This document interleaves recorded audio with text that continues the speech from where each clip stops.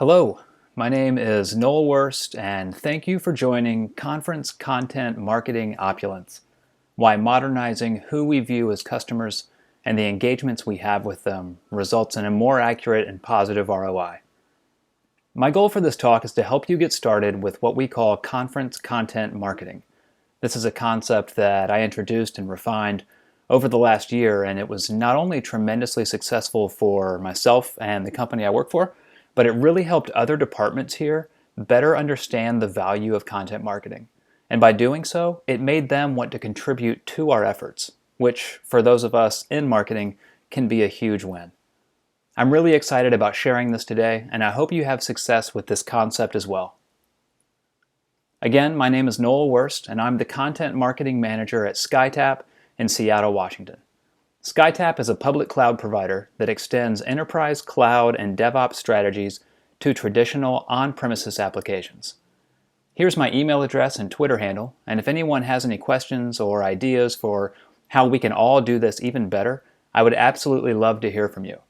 Content marketing is such a sharing, collaborative community, and I always want to contribute and be a part of that.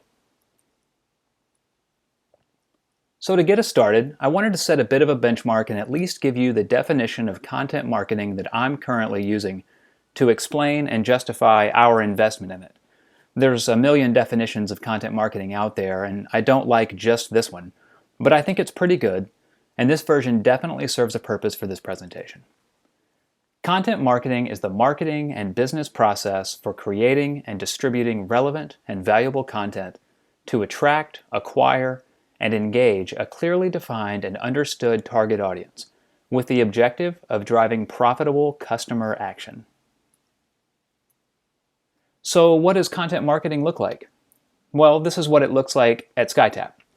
I do write some of the content that we put out there, but primarily I'm collecting a wide variety of stories from our other internal subject matter experts and then distributing them in the best possible places.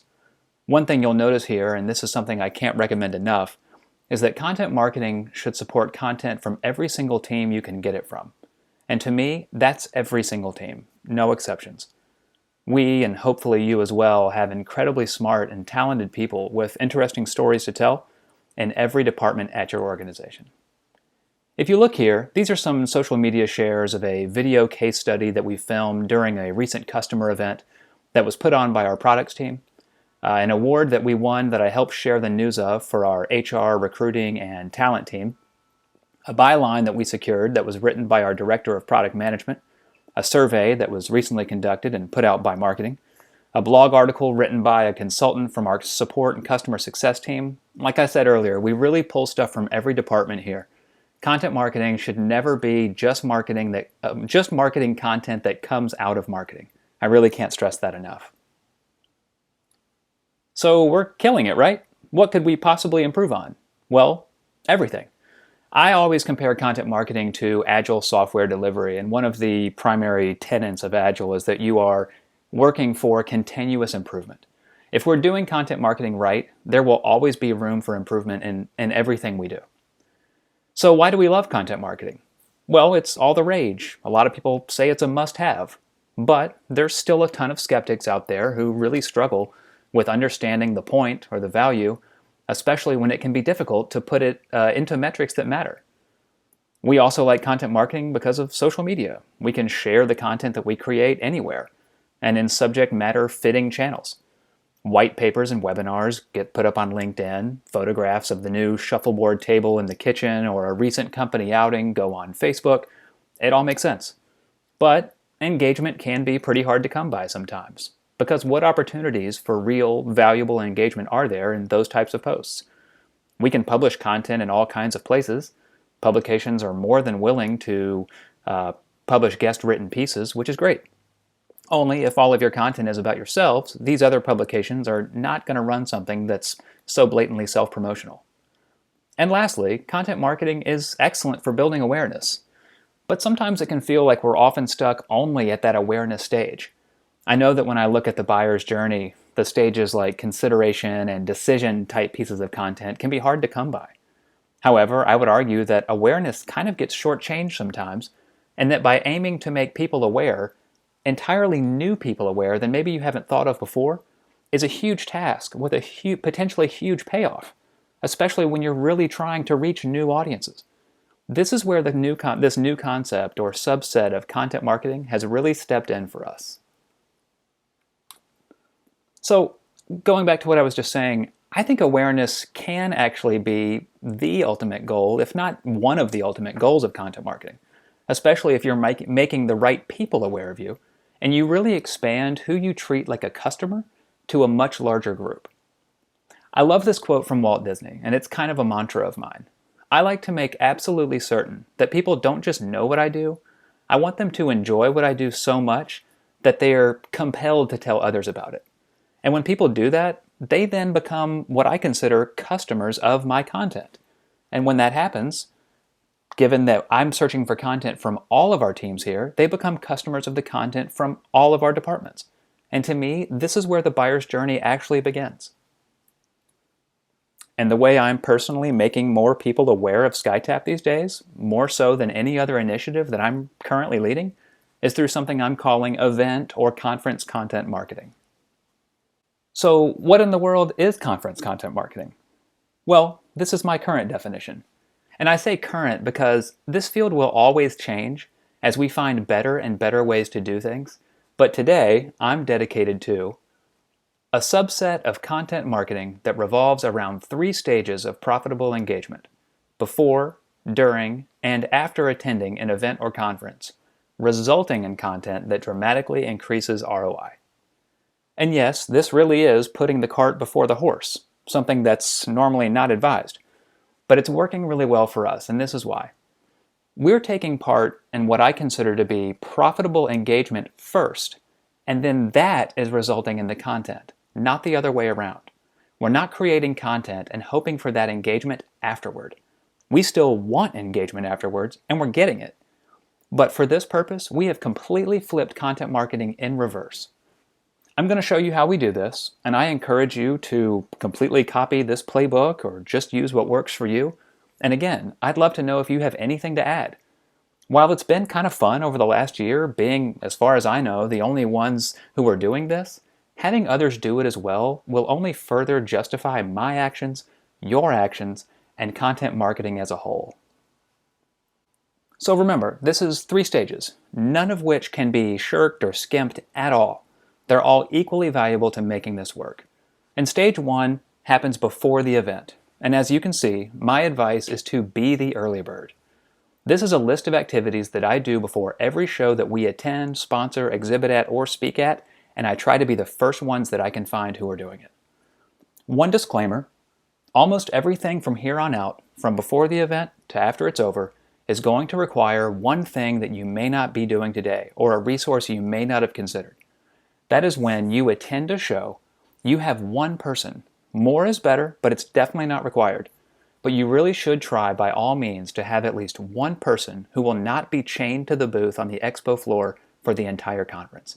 You need someone who can get out there and be everywhere. Think of them as almost like a resident in-house journalist at your organization. You're going to need someone who can get out there, make introductions, and do the things I'm about to show you. My number 1 rule here is to treat and promote the event like it's your own. It kind of is. You're investing money to be there. You may be paying for a partner or a customer to attend as well. You've had stuff shipped to the expo. And attending these events is not cheap. And my hope is that by following this process, you find it much easier to determine the successfulness of your attendance at an event and not be so reliant on the organizers, where they put your booth, the amount of foot traffic there was, and things like that. If you look over on the left, you'll see a series of activities that I recommend before every show you attend. These are absolute musts for me and for our team. Social media beforehand. So I use Hootsuite and I set up channels for monitoring event hashtags and handles for each event that I go to, specifically to see who is talking about the event leading up to it, because this gives you some very valuable information. You're looking for who is just as interested in promoting their attendance at this event as you are to promote yours. And these are customers of yours. I want you to think about them that way. They're not customers in the traditional sense, but in this new expanded definition, It may be conference organizers or a PR company or the person giving the keynote or any other speakers at the show. All of these people have a huge interest and investment of their own in making sure that everyone knows about this event. And you're going to help make that happen. And in turn, they're going to help you with the exact same thing and be excited about doing so. During the event, most of these people are going to be absolutely swamped, and so are you. But you're going to be best friends before the show, you'll hopefully get to meet them in person during it, and then you're going to be best friends again after it's over. They have different audiences and followers than you do. They may have customers and fans that you don't. If they're speakers, they may have trust that you don't have. And they're going to be your ticket to getting these things. And I'm going to show you how on the next slide. I also want you to scour the event agenda online. I can't tell you how excited I get when any show I'm attending releases their agenda. I really geek out over it because this becomes my ticket to getting SkyTap to be a part of every session that I wish we were presenting. And it's how to be a part of the same conversations that those sessions tend to generate. What I mean by sessions you wish you were presenting, these are sessions where the topic is something that your company is also a master of. Or maybe they're speaking about problems that your product solves. Maybe the speaker is an expert in your domain and has a following 10 times the size of yours, purely because they're looked at as a thought leader and not just a vendor. You're looking for sessions and speakers that you can honestly and interestingly tie your own story or brand to, where each of you comes out stronger for you doing so. So what's a content date? A content date is any opportunity that you have to interview a speaker, have them guest contribute to your own projects or maybe your own blog, or even just get a single quote or recognition from them that you can use later in your own content. And if you accomplish this by expressing real enthusiasm, whether it's through social media or an email if you can get it, and this is real enthusiasm, you really want to know more about their session ahead of the show. This may be a speaker you've never met before, or it could even be a partner or a customer of yours. So what does this look like before an event? I'll show you. If you look here at the top of this slide, this is a letter that I got from Gene Kim after I'd reached out to him about a session that we were going to be attending that he was helping organize. Gene is one of the premier, most trusted, most admired thought leaders in the industry that we're in today, and getting even the slightest recognition from him can be a huge win. I reached out to Gene once I saw that he was helping organize this DevOps Enterprise Summit that SkyTap was attending, let him know that I was very interested in helping promote the show because we had a big investment in the show as well. We needed a lot of people to be there. We wanted people to go see the sessions that we were most excited about. And sure, we wanted people to come by our booth, but that's not really what I'm trying to get here. So what I'm trying to do is help promote this show for Gene, for Electric Cloud, and the others that helped put this show together. And Gene's letter back from me was incredible. I love that he says, yes, I'd love to brainstorm about ways that you can get maximum mileage out of your trip and more importantly, create some awesome content with the speakers beforehand and raise SkyTap visibility. I didn't ask him for help doing any of those things, but obviously I want help with all of them. All I said was that I wanted to help him promote the show. He's returning the favor tenfold with a bunch of things that are going to help me tremendously that I would have never asked for right up front. I didn't want Gene's help to promote me. I wanted to offer my help to promote him, and this is what I get for doing so. If you look now over here on the left at Mirko Heering's tweet, Mirko was speaking at the show on a topic that SkyTap talks about every single day, and he's from Accenture. SkyTap sells to the enterprise, so the opportunity to speak with someone from Accenture, to gain their trust, and to discuss a topic that we love talking about was a huge opportunity. And like I mentioned earlier, Mirko needs people in his session, and we want people in his session. We have nothing to do with it, but it helps us for more people to hear his story, and then much later after the fact, to learn that SkyTap helps with a lot of the problems he was talking about. So from my Hootsuite feed, I got an alert that this person is talking about DevOps and the conference that we're going to. I send him one tweet praising his topic choice and asking if he'd like to do an interview on site regarding his topic, and he is. After making multiple mentions about how excited we are about his session ahead of the conference, by the time of the event, he was so enthusiastic about the interview, we recorded it as a live podcast at the show, and it couldn't have gone any better.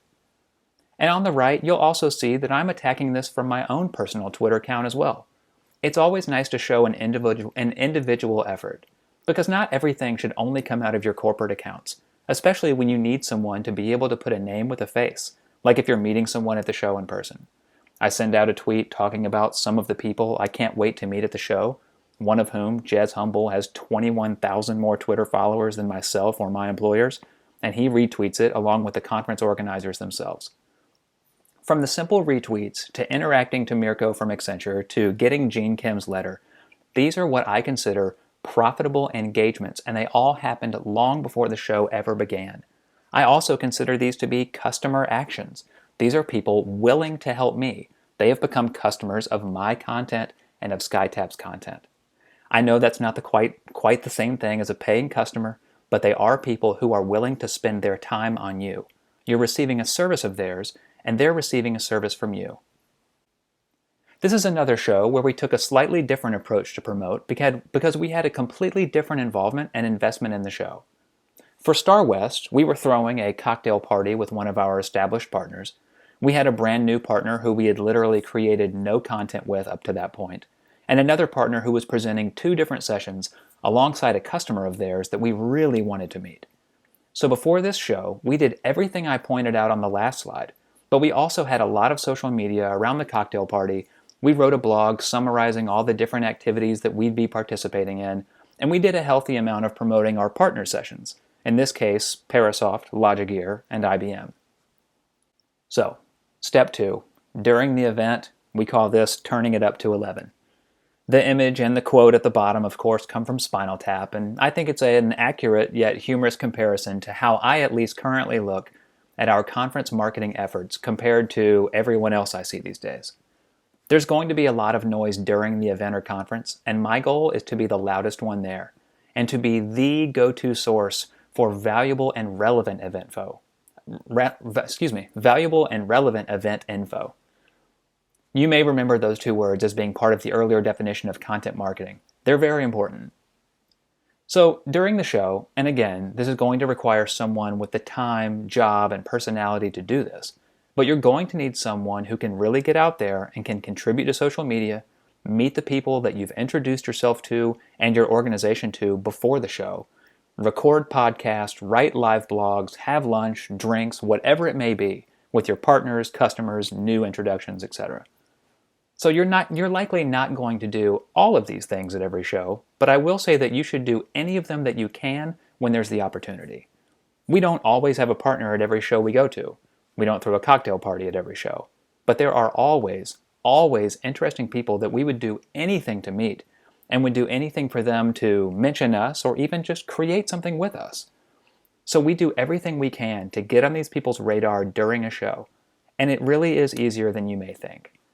And then, again, the quote here from Nigel, I think about it like you're not going to be the only one shouting at a show, so just be louder and make sure that you have relevant and valuable stuff to say, or people will tune you out very quickly. So, during a show, this is from the DevOps Enterprise Summit that I mentioned earlier. We hit this event so hard on social media, and I'll admit, we had the advantage of having, I think it was 4 of us, myself included, on the floor for 3 days, attending sessions, tweeting, interviewing, participating in group discussions. Now, keep in mind, this is not the norm for us. Don't be discouraged that you never have that many extra people on hand outside of the booth at a show. I'm going to show you in a minute a show where it was literally just me, and I did even more than I was able to do here with 4 other people. So, myself and the others that were there at this show, we were everywhere. We organized who was going to which sessions so that we didn't all end up in the same ones, and it was just really masterfully played by everyone. So at the top here, that was a tweet sent out by me during a talk by Nordstrom, a company that's really doing such cool things with software and IT. We'd love to be in their conversations. So we did what we could. We went to their sessions, we helped them share their story with an even larger audience, and we talked about all the cool stuff that they're building. On the top right, Kelly Looney, one of our consultants, is in a session with IBM, one of our partners, promoting the work that they've helped USAA complete. Paul Farrell, our VP of Operations, he's nurturing that relationship with Gene Kim, the one who I wrote to before the show, and starting a new relationship with Steven Spear. And then in the bottom right, there's a tweet from Gary Groover. He's another just absolute heavyweight in this industry, someone who had previously never said one word about SkyTap. He had just released a new book. I picked up a copy at the show and tweeted something about how I couldn't wait to read it on the flight home, and he says, "Let me know how you like it." I later was able to have him join me on a podcast for a book review style interview where we talked about his book, since it speaks so directly to our company's same story. I never asked him to talk about SkyTap. I never asked him to plug or promote what we're doing, because by doing the research beforehand, he's already talking about it. He doesn't have to mention SkyTap by name, but by getting that validation of someone as trusted, respected, and looked up to as Gary Groover, who's sharing a similar story, our story gets instant, better, and greater validation just by being able to tie ourselves to it and create some content with him. So, Star West, the other show I mentioned a minute ago. Similar actions, but different because of the partners who were attending and because I was the only one there who was able to do this kind of work. And it was easy and fun and incredibly rewarding for myself and for SkyTap. You'll see some tweets here from some sessions I attended, and I just wanted the speakers to understand that we were excited for what they were presenting. But also at the top, you'll see this Testers Rock tweet. This was a session presented by Parasoft, one of our partners, that they put on with their customer Alaska Air. This session was so incredibly cool, and Alaska Air is a really neat company. I went up to our partner after the session ended and asked if they would be willing to introduce me to the other speakers so I could say thank you, and of course they did. All it took was saying, "Would you be willing to spend about 15 minutes with me sometime later on this week so that I can record an interview with you? I would love to know more about what you're building at Alaska Air." That secured for me one of the biggest content marketing wins that I've ever had here at SkyTap, and I'm going to share it with you here in just a second. Also on the right, you'll see a video thumbnail. This was recorded with our new partner Logigear, the one that we didn't have any content with yet. Before the show was over, I was able to complete a blog recap of their CTO's sold-out half-day tutorial that he gave. He ended up mentioning SkyTap 2 or 3 times during his talk. That was then cross-published on their blog as well as ours. I recorded this partner spotlight video where one of their subject matter experts explained why the new partnership between us is so exciting. We both put those on our websites. I secured a byline for one of our subject matter experts and Logigear's quarterly magazine, and then even started brainstorming on a future webinar with someone else from Logigear that we began working on shortly after the show ended. This all happened in less than 48 hours, and it would have easily taken weeks to secure via email had we not taken advantage of our time together there at the show. The bottom list, this show, like the previous one, was really just too good to be true, except it's now what I expect from every show I attend. We did some other brainstorming on future content, secured another byline, and attended IBM's session, our other partner, and the person from IBM ended up mentioning SkyTap 5 times, all because of the time we took to promote his session ahead of time without ever asking him to talk about us. There's an equal understanding of the value of cross-promotion going on here. Number 3, the final step, post-event. Time to breathe? Not quite. I say this because the pace now is not anywhere near as hectic as it is during the show. However, for any show-related content, blog recaps, byline recaps, anything that's purely show-specific, that content has to come out ASAP. There are so many shows vying for everyone's attention, and during the really busy part of the year, they happen one after another. So when we get back to our offices after a show, you've got plenty of your own work to get back to, but anything that's purely show-specific needs to come out quickly. If a show ends on a Thursday or Friday, I'm publishing blog recaps and submitting bylines to publications no later than the following Monday. Remember, you are trying to create valuable and relevant content after these engagements that you've had at the show. Value and relevance dies quickly once a show ends. You've got to strike while the iron is hot. Another tip for that type of content, you're not going to be the only one writing it. If there's one aspect of conference content marketing that people are doing today, it's these recap style pieces that come out after the fact. So help share them, and the people who write those will do the same for you. If someone else's recap points out something you left out, thank them for mentioning it. Send them the link to yours and start a conversation with them. The difference in the likelihood for engagement with, "Here's a link to something I wrote," and I really like what you wrote. Here's something similar that I did. It's huge. Leverage the audience that's already talking about this event. If you included particular speakers in your recap, let them know. They'll love that they were mentioned in your top 5 Star West sessions that everyone's still talking about piece. They'll share it too, and your awareness and the awareness of people of your company expands dramatically. Lastly, keep all the promises you made at the show. This goes for those that you made to partners, customers, complete strangers, everyone. The people you told to expect a byline from you. Be dependable. People talk such a big game at these shows about let's talk, or we'll email, or I'll talk to you sometime after the show, or I can't wait to read this book. Don't say those things if you're not going to actually do them. You'll still get awareness, but it will not be the kind that you want. So, post-show activity, what does this look like? How do you know when you've done it right? When you lock up people like Gary Groover for an interview after the show, when an external content aggregator like DZone pulls your interview with Gene Kim and it becomes one of your most read pieces on their site, when your blog recap is shared by the conference organizers more than anyone else's, these are some of the signs that your investments before and during the show are really starting to pay off. And Star West. There's the blog about our new partnership with Logigear, the recap of Parasoft's session. Both of these, again, were cross-posted on their websites as well as ours. The byline that I secured in SD Times, an industry publication, which was the #1 trending story on their site for a little while, which was really cool to see. And then my big win that I alluded to earlier, the interview I got with the guy from Alaska Air. So we published this podcast to our site. I shared the link with Ryan, the guy who did the interview with me, and I encouraged him to share it himself. He shared the email with me where he ended up having lunch with one of our sales guys and our partner, which I never knew was happening. So now this company has become an actual active lead. That is huge.